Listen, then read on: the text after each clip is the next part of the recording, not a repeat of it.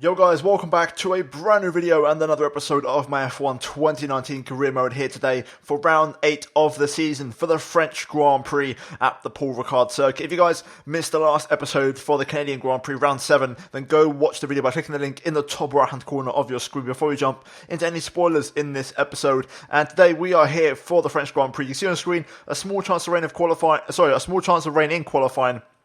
But other than that, it's going to be an overcast weekend, no real major rain showers. And in terms of R&D, you can see for this race, we don't have any upgrades. I've got 1,400 points in the top right-hand corner. I'm trying to save up a few points so I can do a big upgrade package at the end of this episode. And I'm pushing on to try and have a big, strong upgrade package for Silverstone, my home race. So luckily for us, everybody else brought upgrades, but no one actually overtook us. So we are still the 4th quickest team, but that midfield still getting closer than ever. And it's so competitive in that mid pack. But jumping into practice here this weekend at Paul Ricard, and overall the car felt okay. I had to do a few setup tweaks going to qualifying.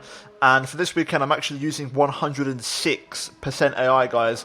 Last season, I've done 105, so I've gone up 1%. But even then, 106 is going to be extremely challenging. I literally had no chance of doing the qualifying performance test. I was 7/10 off, and Kubica has been quicker than me in every single session this weekend so far. So we've got our work cut out, and it's going to be a very tricky qualifying to get into Q2, but you know what, we're going to give it a go and try our best. At qualifying, Kubica is also going to be a big challenge, but for this weekend, guys, I made a big mistake, and I've got to own up to it.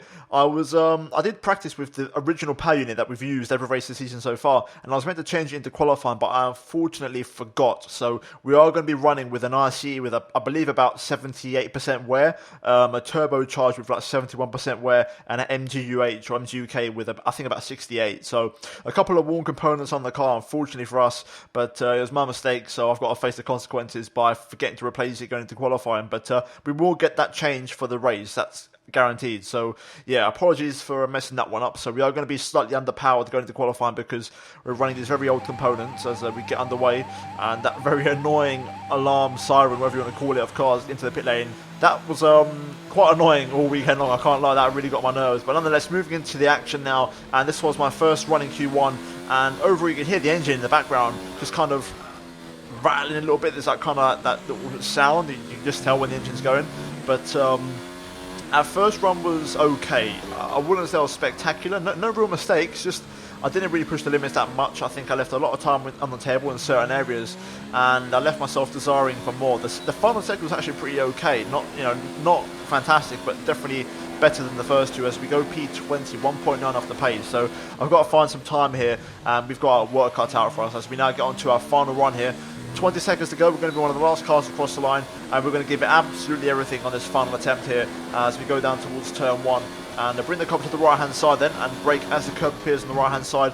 Really make sure you sacrifice the left hander to open up the right and get the power down as soon as possible. And we get a fantastic run through there, finding a 1/10 of a second as we now go in towards 3, 4 and 5. It's all about throwing the car in here, keeping it nice and tight on their respective apexes.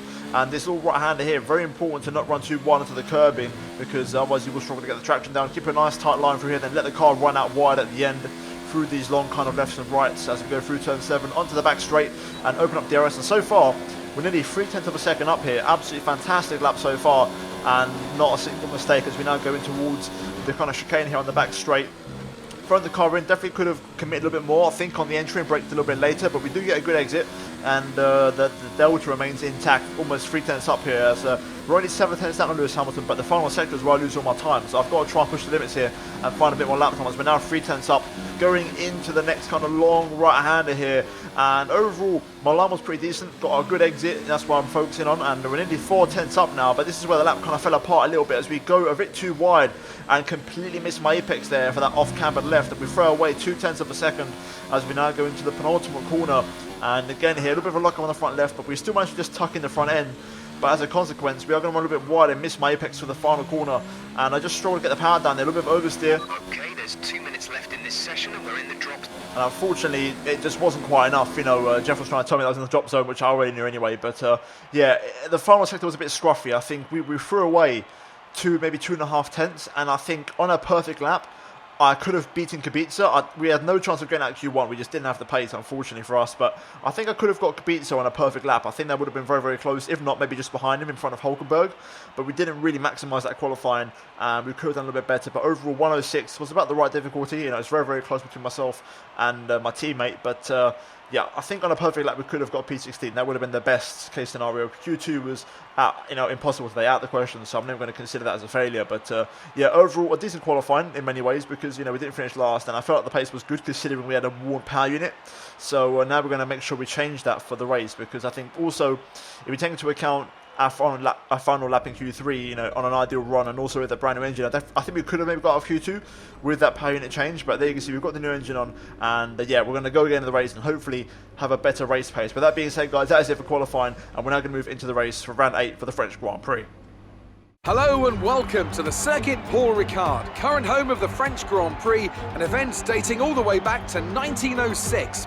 It's been held at many venues over the years, with famous moments from Dijon and Manicourt the feature of many a highlights reel. And let's hope we see more of those in the race today. 6 lefts and 9 rights give us a total of 15 corners here at the Circuit Paul Ricard, and a lap covers an overall distance of 3.6 miles. Average speeds will be somewhere in the region of 142 miles per hour, and they'll be maxing out on the Mistral Straight at around 205 miles per hour. And it's an absolute pleasure to be joined once again by Anthony Davidson. Let's talk about Martinez. No grid penalties, no mitigating circumstances, just a poor qualifying performance and a very disappointing start position for them today. It's not a nice feeling, I promise you. They've got a quick car underneath them, but they've got onto the grid today and they need a pair of binoculars to see the start lights. They'll be desperate for a good start to make up for some of that deficit. With the race minutes away from starting, here's what today's grid rundown looks like. Lewis Hamilton lines up on pole position, and it's Valtteri Bottas that completes the front row. As we continue through the rest of the grid today, we have Verstappen, Magnussen, Pierre Gasly and Perez, Leclerc, Vettel, Ricciardo and Kimi Raikkonen, Sainz, Giovinazzi, Daniel Kvyat and Albon, Norris, Kubica, Nico Hulkenberg and Roman Grosjean. Martinez and Lance Stroll brings the grid to a close. Now it's almost time to lights out, so let's go down to the track.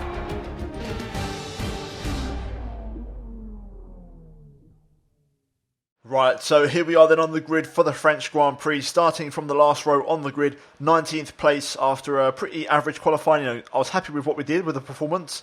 Could have been better, and also the engine power of a fresh engine would have helped out as well. But having said that, no complaints, and I think we can do well in the race. I feel confident that my race pace is always stronger than my qualifying pace, so I think we'll have a better chance here today. In terms of strategy though, we're going to start the race on the medium tyres and then go on to the hards. We're going to avoid the soft tyres in their entirety, but having said that, there is an outside chance you could go from the medium onto the soft around here. It depends on what a tyre wear is like, so I'll kind of judge it on the fly.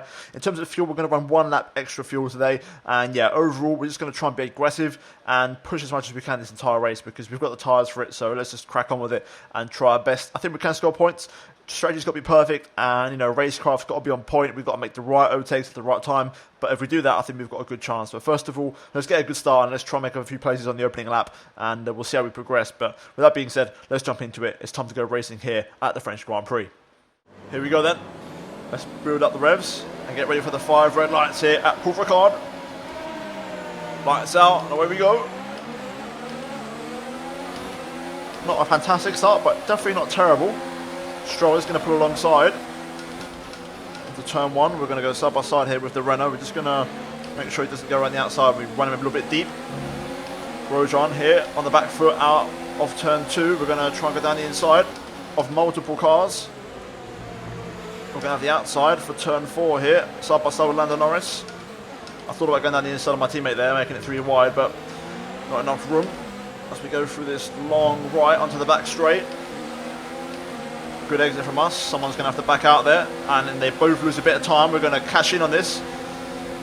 Full opportunity here to get 2 positions, and there we go up to P14. Good overtake. Meanwhile, in front of us, they're battling away. We're going to go the long way around. I had a look around the outside of Albon there, Kvyat, but he just carried enough speed to stay in front. We did pick up some pretty big oversteer on the exit, but crucially, we managed to get the car facing the right direction. And that right there is a good start. P14 already, and we've got these two in front of us battling away. We can definitely get a few more places here, I think. Seems like everybody's running mediums, so strategy is going to be quite ineffective unless you can somehow stretch it to a set of soft tyres in that final stint. That might make the difference, but if not, it could be a pretty straightforward race in terms of strategy. So it's all going to come down to on-track overtakes and general race pace as we come towards the end of lap 1, and overall a very successful lap 1 from us. Good aggression, good timing on the overtakes, keeping our car nose clean as we now are going to the pit straight to lap 2. We've got a slipstream on Kvyat here, engine turn up to 100. We've got the run on the Russian, we're going to go on the outside. Tried to have a look there, but Kvyat was pretty good on the brakes, so he stays in front for now. Didn't quite have the downfall Zebra on the front end to try and turn the car into the corner there, around the outside. We'll continue on though, we might have a chance of getting both of them here. No DRS, but that Alpha of Giovinazzi, I think it is, doesn't have any slipstream, so it could be quite vulnerable. And in the words of Daniel Ricciardo, I like them vulnerable, so let's get amongst it here. We've got Albon behind us as well, trying to have a look. But let's see what Kvyat does here as he's got the slipstream on the car in front. He is going to go to the outside and get around the outside of Giovinazzi into the brakes, so not quite. He locks up, and we're going to go through and make the overtake, and we're going to tuck in behind the Alfa Romeo of Antonio Giovinazzi here as we go on to the second half of the back straight, and we're getting a fantastic bit of slipstream here, and we're going to hit him right as we go into the right hander of Senior, but we are going to carry the momentum through, and we're going to try and get alongside Gio as we go down the inside here. Is there enough room for the pair of us? Gio giving me the squeeze onto the apex there, a little bit of contact going on as the Italian giving me very little room. But now going to the next left-hander, Gio's a bit hot, we get underneath him but no way through just yet, and the Italian holds on for now as the battle continues on to the very next lap. And on to lap 3 now, we are tucked in behind Giovinazzi. Can we try and hunt him down as we're now going to open up DRS on the back straight here, and look at the speed difference we have as we go all the way up to the back of his gearbox, pull to the right hand side and look for the 100 metre board as our reference to brake and go clean around the outside of the Italian, and that is a fantastic move right there up to P12. And so far we're off to an explosive start in this race. The car's working fantastic, the medium tyres are working very well, and the car is showing the pace as we set a personal best onto lap 4. And now P12 for hunting down the cars in front. You can see there's quite a little train there, and we've got Raikkonen up next on our list of cars to overtake. Or is it? Because Raikkonen has put in a move on one of the Red Bulls, I think, of Pierre Gasly, I believe it is.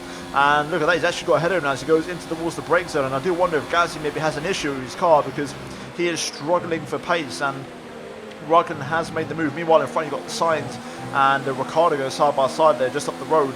But look at this, we've got a nice slipstream on Gasly here. Just like the last lap of Giovinazzi, we've got a huge run on the Red Bull here, but this time we hit him at the perfect time as we don't have to get off the throttle, and we're going to go down the inside here at the triple right. Can we overtake the Red Bull driver? Yes, we do.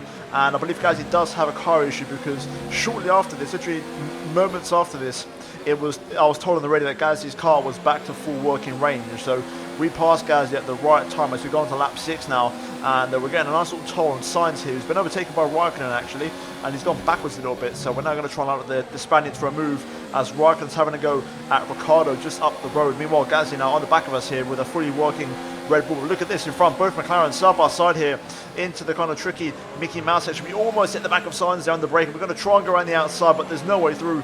And Gasly behind us as well, looking for the overtake as we go through the slowest part of the track here, through these very small and slow 90-degree right-handers. But now onto the back straight, we're going to try and get a move on the Spaniard here. We've got DRS and we're well within range. We're a little bit slow to open up the DRS, but here we go. We're gaining a little bit, but not much.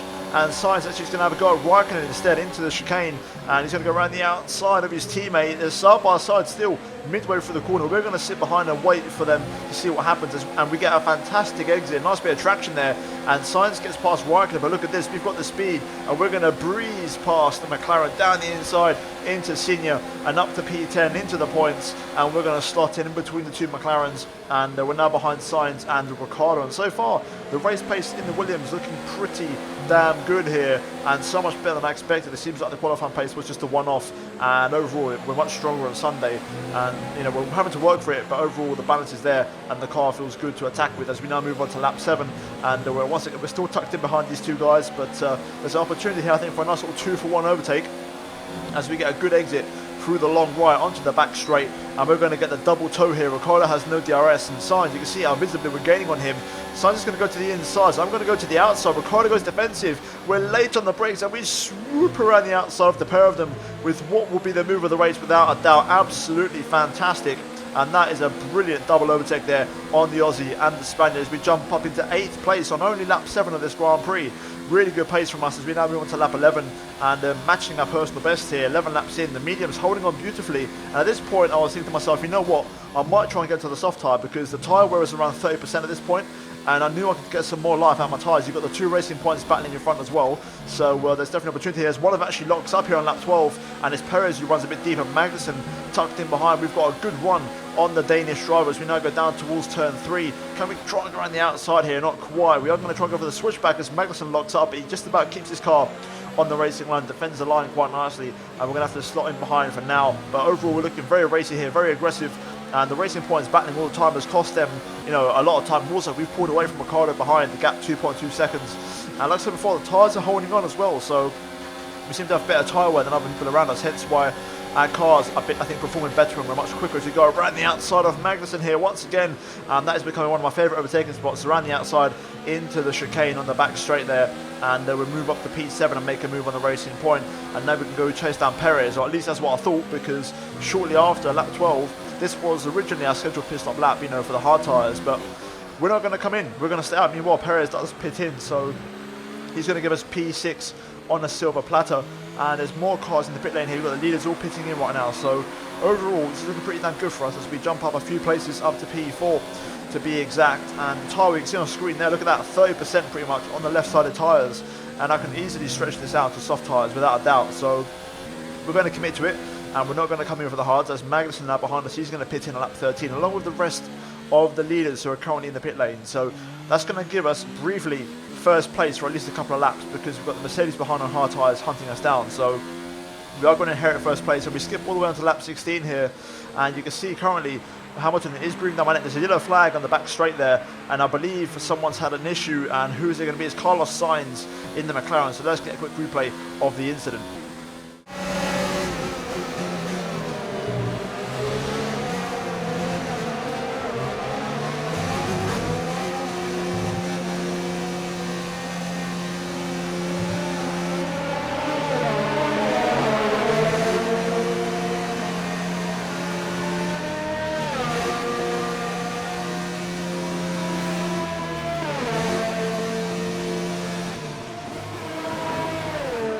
There we have it then, that was the problem for Sainz. It seems like an electrical failure because there was no smoke coming out the back, just a pure engine issue. And now onto lap 17, just moments later, Hamilton is on the back of us here, looking to retake first place. But look at the straight line speed of this Williams without DRS, just running high engine mode.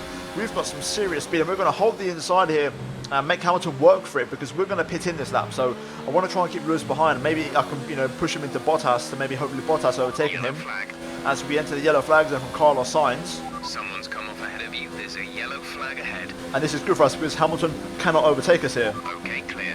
And there we go, we're past the yellow flag zone and it's pretty straightforward now as we move towards the end of the lap, and we're going to prepare ourselves for a pit stop. And the first time actually we're going to go through the new pit lane since the patch. I've done it before in online racing, I believe, but the first time I've done it in career mode, so I'm looking forward to this as we now get a good exit out of the kind of long off-cambered left-hander into the pit lane, making sure we don't abuse the track limits, I'll go over the solid white line, and now into the pit lane, slowing it down to the 60, a very slow pit lane, a bit of a glitch there with the wall, not quite sure what's going on there, but into the pit lane we go nonetheless, and hopefully we can have a nice quick stop from the boys. Hopefully a sub 1.9 would be fantastic once again, just to make sure we're on top of things and we can, hopefully rejoin the good position, because right now we're P4, about to be P5 as Verstappen sets the purple lap, and now P6 as Sebastian makes a move. And there we go. Release. And there we go, good stop, 1.8, fantastic from the boys, and we're currently P6. Perez is going to just come past us here. We'll be doing one more stop today. One stop left in our strategy. And we will not be doing one more stop. This will be our final stop, so we are done for now. So ignore Jeff there. We do rejoin crucially ahead of Pierre Gasly. So if you look where Perez is, we stayed out 3-4 more laps than Perez, and we didn't really lose that much time because he was ahead of me anyway before the first round of pit stop. So overall, it was worth staying out. Our pace was good, And now, one lap later, we've saved up the battery and the ERS, and we are right on the back of the Mexican here, and we're going to try and go for a tasty little overtake on him here. As we go onto the pit straight, I'm going to try and also set the fast lap of the race in the process here. So we're going to turn the engine up, and we're going to use the DRS and the slipstream to really maximise the straight line speed here. And we're now going to push on and try and set a purple lap and try and get an extra point in this race as we move up to 6th place in the French Grand Prix. Fantastic race pace and racecraft and also strategy. Absolutely everything working out beautifully here. And you can see here towards the end of the lap, 2 purple sectors to our name. A little bit of a lock up, but overall it's been a very strong lap, and we are going to set a purple lap here. We're approaching the pit window. You'll be on the softs. Once again, we're not going to pit, but we do set a purple lap, and it's comfortably quicker than anybody else. I believe about a second quicker than the next fastest lap from Charles Leclerc. So we are going to probably bring home the point for the fast lap here today. Skipping on to lap 23, you can see behind us, Perez and Gasly were actually battling for the remainder of the race, and it was allowing me to just cruise and drive off into the sunset and not have any worries. And overall, just managing this final stint and managing the engine and the tyres, and overall, a fantastic race, a good final stint. We're going to skip all the way to the last half of the race here because I want to briefly talk about the engine. You can see in the bottom right of the screen, our ERS bar, if you will, is not 100%. We've got a bit of a white line there, and it means it's only going to charge up to about 95%. And if you look at the energy store, the ES, and also the control electronics, and also the MG UK, those 3 components have done all of the races so far. And our control electronics, which is on 40%, has actually been maxed out. So you're seeing the difference of having a fully maxed out department. So I need to invest in saving some parts, and durability is going to be a priority now as we move into the R&D screen after this. And we need to try and invest in Energy Store and MG UKs, which we will do at the end of this episode. Hopefully that we can add some more performance upgrades to it. Meanwhile, though, Lewis Hamilton is going to win the French Grand Prix, and we turn the engine right down here to just cruise to the finish line as Lewis wins, and Bottas is P2, I believe, so 1-2 for Mercedes. But we're going to come home from P19 for a fantastic P6, and once again, more points. And probably one of the strongest races of the season, and the car today was absolutely fantastic. The Mercedes team pulled out a fantastic performance today. They should be proud. What do you think it was, Ant, that gave them the edge over the competition today? Well, they certainly stood out as a driver with tons of confidence on the track. I think their ability to keep their cool, even during some of the more hectic parts of the race, meant they were able to capitalise on the mistakes of other drivers, giving them the opportunity to make their way to the top spot with ease.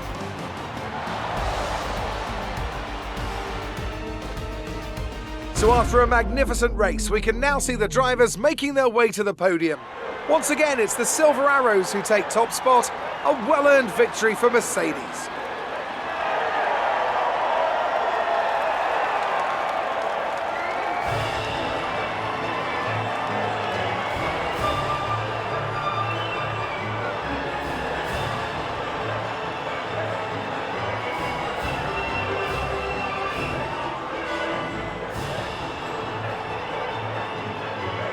And here we have the final race results, and Lewis Hamilton does indeed win the French Grand Prix ahead of Valtteri Bottas, making it a Mercedes 1-2 for the Silver Arrows.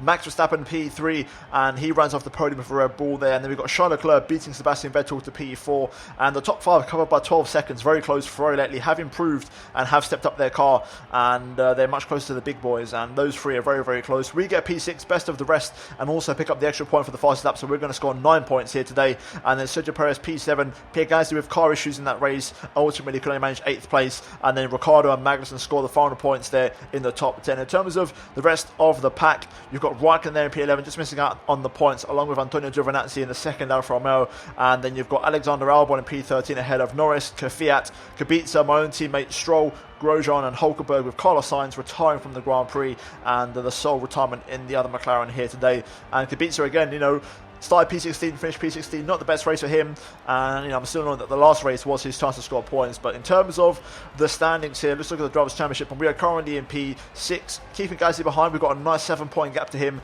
as Hamilton still leads the way in the Mercedes, but we're comfortably 6th at the minute, and we're holding that gap as we move into the next couple of races. And in terms of the Constructors' Championship, we are currently 4th, and we actually have a beautiful little points buffer to Racing Point, 30 points cushion over them, and 33 points cushion over McLaren, which is fantastic. So really, really good news there. And Mercedes still leading the way over Red Bull and Ferrari as well.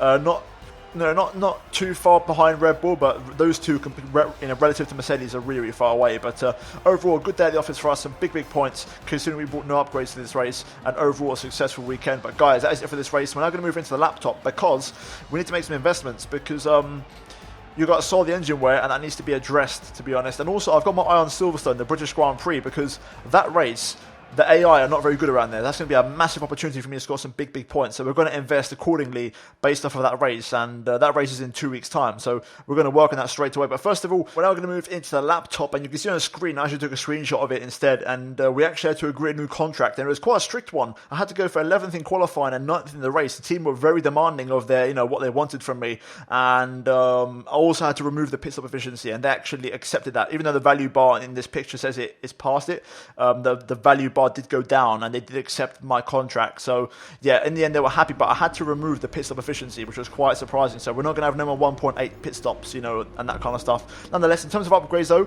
we're going to do the 2 durability upgrades I said I would do, because we need those on the engine. And also we're going to add to that a chassis upgrade, because the aero, we're mid-table, we're not too bad there. I think a couple of upgrades could help us out. Engine, we're still, top half of the table, and the chassis, we're at the bottom. So we need to upgrade this, and we are going to invest heavily by using all of our points, and we're going to purchase a major upgrade. Not a minor or an ultimate, just a major one, which is in the middle, and we're going to get that on the car for Silverstone, my home race, in 2 weeks' time, which is good news, guys. So hopefully that will arrive. We'll hopefully add some upgrades in the next episode, because we've still got 300 points to spend. So hopefully, if we have a successful race next time in Austria, we can add to that. And yeah, we're going to have to also take some pain with the engine and maybe use these components for one more race before we can maybe switch them out at Silverstone for some fresh ones. But yeah, guys, overall, that was it for the French Grand Prix here at Paul Ricard. And if you guys did enjoy the video, then please be sure, guys, to drop a like and also get subscribed if you are new for daily Formula 1 content, and also turn on notifications so don't miss any videos from me, guys. And also finally check out these 2 videos on your screen if you have missed them. But other than that, guys, thank you so much for watching this episode